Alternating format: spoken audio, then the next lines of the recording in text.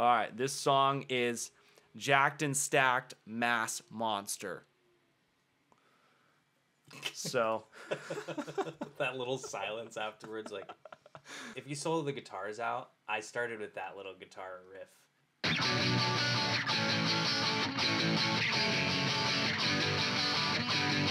I feel like the thing that makes the chorus, like, the guitars are cool, but they're not, like, particularly interesting.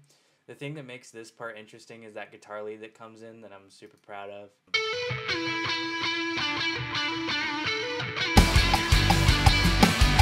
So I made this, I found a vocal sample, and then I put this plugin called Crystallizer on it.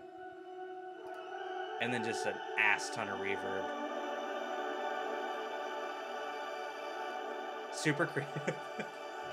There's this reverb called Dome in Logic that just makes everything sound heavenly.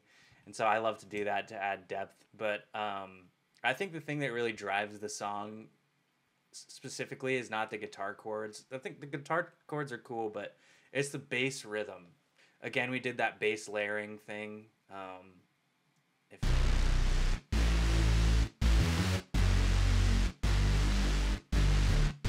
What are all those layers? I'm trying to remember. So I remember when we did this, there was 2 808s.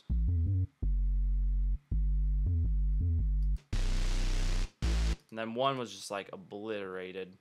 And that's split out. These ones are both in the center actually, and then we had this bottom one here. Yeah. Sounds so nice. Oh, yeah. That's the bass line I wrote. Actually, when I write bass lines, I just pitch my guitar down an octave, and then Will tracks on it. Is that my? Yeah, it's still I in remember. There? Oh yeah. The bass line really drives it, but then the verse is like, you wrote a verse and Oblyvn wrote a verse, and we kind of took the parts we liked from Oblyvn, and then added the kind of hyper poppy parts. So you added this. Well, like this is what the original verse was. It had that little like super distorted 808 sound, video game noise. Yeah, so that moved over to this that moved over to what is now the little gap before the breakdown. These are all the parts that we have from Oblyvn, and I think we took a few. So she sent over, I think this is all of her stuff down here. This was part of like the little hyper pop verse. I love that so much. Which I don't even know. I think this was actually, might have been a sample that I found now that I just cut up and then moved around and distorted and did all like that fun stuff. Like blip. Yeah, it was just a bunch of like little video game sounds, and I chopped them up to make this rhythm. And you added that vocal loop. Yeah. Which ended up sounding pretty solid on top of what Oblyvn had here. Hey, I'm Oblyvn. I'm a producer and electronic artist from Edmonton, Canada, and Bilmuri friggin' asked me to help co-produce on his album 400 Pound Back Squat. It's probably one of the coolest projects I've worked on so far. So he basically sent me some demos, guitar riffs, chorus instrumentals, and I laid down as much as I could, sent it back, and they took what they liked and put them in the songs. So I'm going to show you some of the production I did for those songs. So this one is called either Jacked and Stacked Mass Monster or Jacked and Stacked EDM Ass Monster. Both I respect. So I think from what I'd sent them, most of what they used came from this section right here.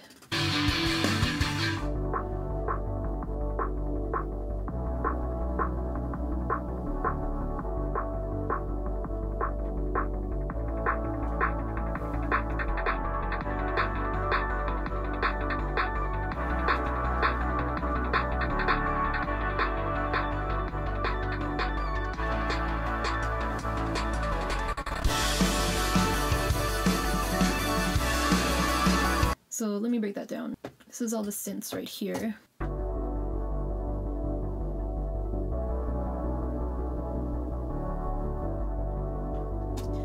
And I think that became the verse. So I have this plucked bass, which is from Serum. Some filtered saws.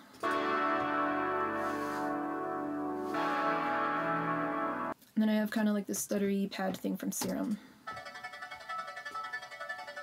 And we got this ARP.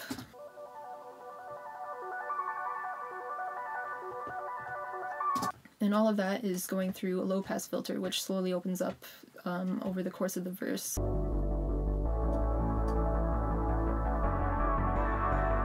We got another saw pad, which has an LFO on the filter, so it's kind of coming in and out.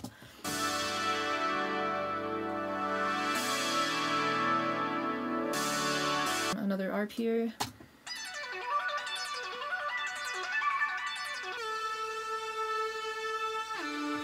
I've also got some drums here. There's the kick, snare, some hi-hat, and there's some shakers, and some other percussion stuff here too. And so that's all going into a drum bus, which has a bunch of effects on it, but unprocessed it sounds like this.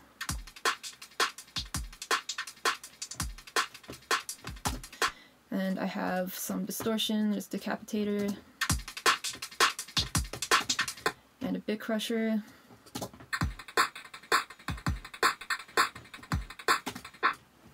and some high and low pass filtering.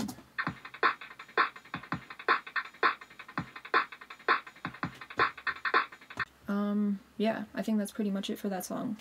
So that was first verse. Chorus is the same, except we haven't really introduced the vocal yet. So it's the same elements as the beginning, though.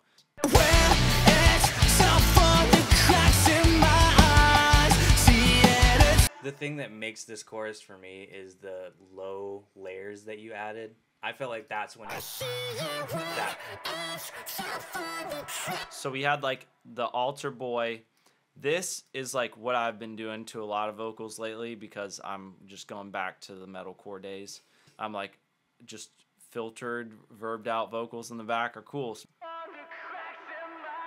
Oh, I didn't even know you had that in there. Yeah, so it's like, and then we have, obviously.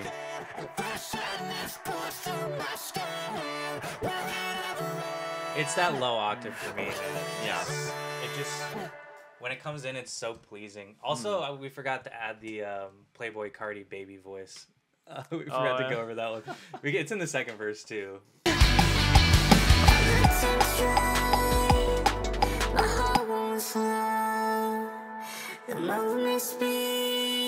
How did we make this? I don't remember. Oh, I think that you had an original one that you sent over, and then I kind of recreated it. Early in the vocal chain, it's just being pushed up an octave and using this formant shift to control kind of the character of the voice. So if we take off all these effects, the vocals just ain't getting pitched up. I looked and tried, my heart won't slow. And then this micro shift on here was just like a tiny bit of chorus to spread it. Some vocals, what I'll do is I'll crank up this low cut and just when it's transitioning, have it kind of have it do stuff like that where it kind of fades off into the abyss, into the void. Post Malone does that a lot. I feel like on his vocals. So this is where it kind of brings in the hyper pop.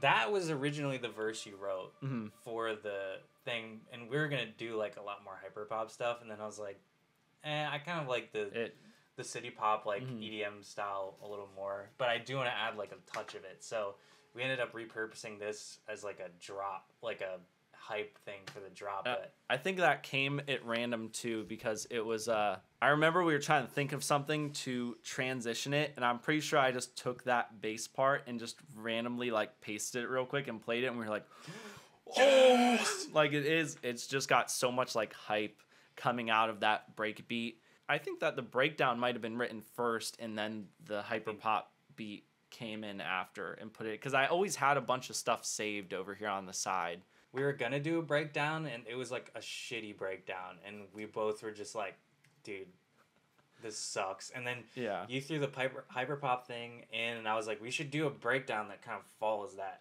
vibe. And Vincenzo came in and ripped those like sick guitars. Again, we did that similar thing of like the drop tune guitars to like drop D blended with like distorted bass samples. So it does the same thing with the drums, having the little layering going on. Here, I'll mute those because the synths in this are so good. They need to just be heard. I feel like we need, every little aspect of this. This is breakdown is just legendary.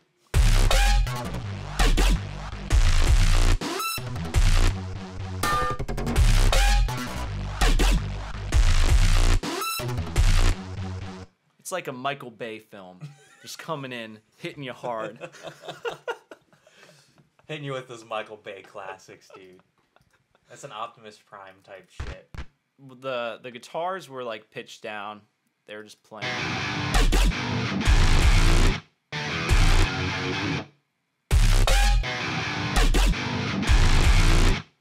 I feel like the guitars are almost used as like a sample in this one as well, where it's like we wanted some organic kind of vibes, but also we want that robot shit too.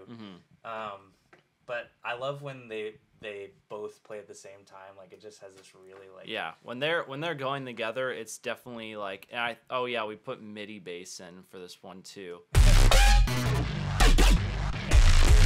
It was really quiet. It was like it's just there's just no to add some slight frog. Yeah, there's no like we had no bass other than this like intense one down here, which still wasn't like a true 808 or anything like that. So blend in with the MIDI bass, it kind of gave it that little boost of low end. Well, other than that sample, like you made that. Yeah, I think that came off of like one of the Anna 2 presets, which I honestly loved. Like, I don't know, it reminded me when I heard that the first time, I was like, it reminded me of this old song on it was That's the Spirit album. When it like comes in, I've always loved like that 16th note kind of like arpeggiated bass. That when this patch was really awesome to just fill the gaps, because it kind of like just as instead of having like a stop and nothing hitting there, you have this fast synth that just kind of comes back up and filters in.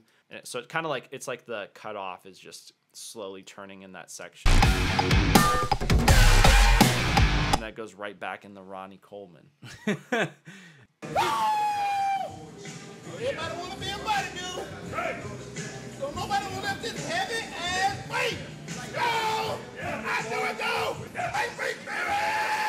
I really think there's nothing. I watch that video like once a month, and it just gets me hyped. So I was like, I gotta put it in a song.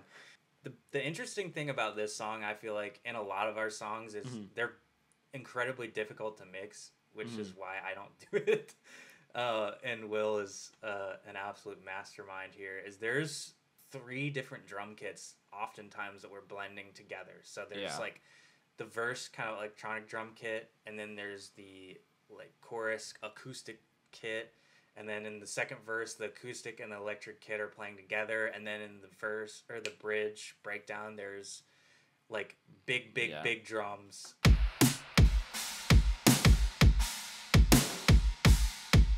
Didn't we have like a keg sound?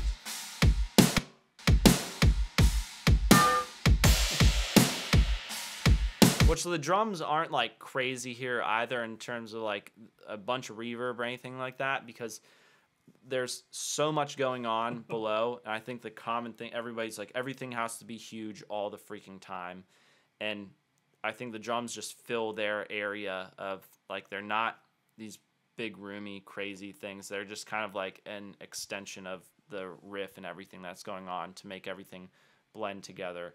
Bigness or whatever is achieved by allowing each small layer that you're adding to do the part that it needs to do, but it's hard to know what is plays the role of each thing. Luckily, I did feel like that part came together kind of easily. Yeah. Like, it was pretty much mixed once we finished recording it, which is nice.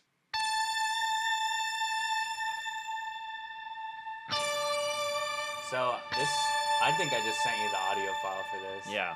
I made this.